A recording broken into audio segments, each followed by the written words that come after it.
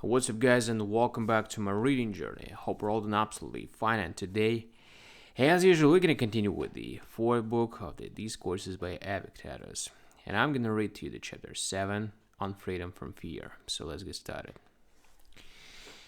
What makes the emperor an object of fear? The guards, one says, with their swords, and the chamberlains, and those who close the door against those who enter. Why is it then that if you bring a child to him when his guards are with him, the child is not afraid? Is it because the child is not aware of them? Now, if a man is aware of the guards and their swords, but comes from that very purpose, because his misfortunes makes him wish to die, and he is anxious to die easily by someone else's hand, does he fear the guards? No, for he wishes for the very thing which makes men fear them. If then a man whose will is set not on dying or living, but who is content with what is given him, comes before the tyrant, what prevents him from coming without fear? Nothing. Now suppose a man is of the same mind in regard to property as this man in regard to his body. Suppose he feels the same about wife and children. Suppose, in a word, he is so distracted and desperate that he regards it as indifferent whether he has these things or not, just as children playing with potsherds are anxious about the game, but do not care for the potsherds in themselves.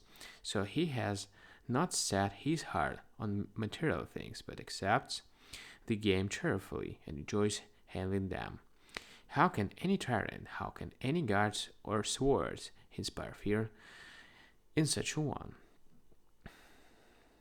Yet if madness can produce this attitude of mind, if even habit can produce it in the Galileans, can reason and demonstration teach no one that God has made all things in the world, and the world itself as a whole to have its own end, without hindrance, but its individual parts to subserve the whole.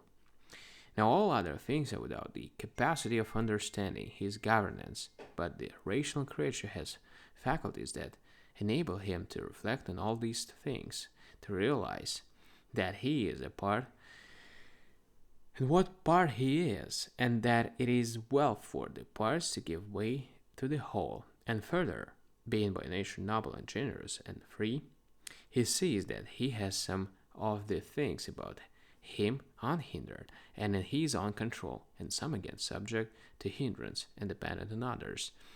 The acts of his will unhindered, and things beyond his will subject to hindrance.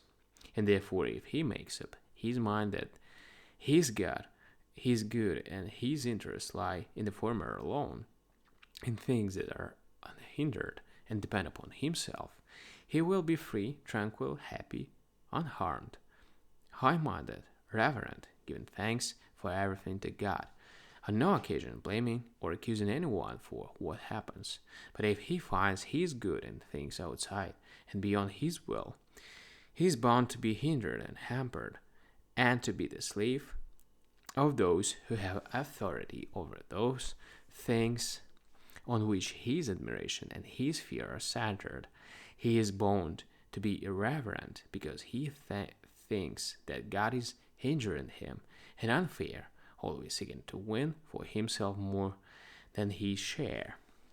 He is bound to be of a mean and paltry spirit.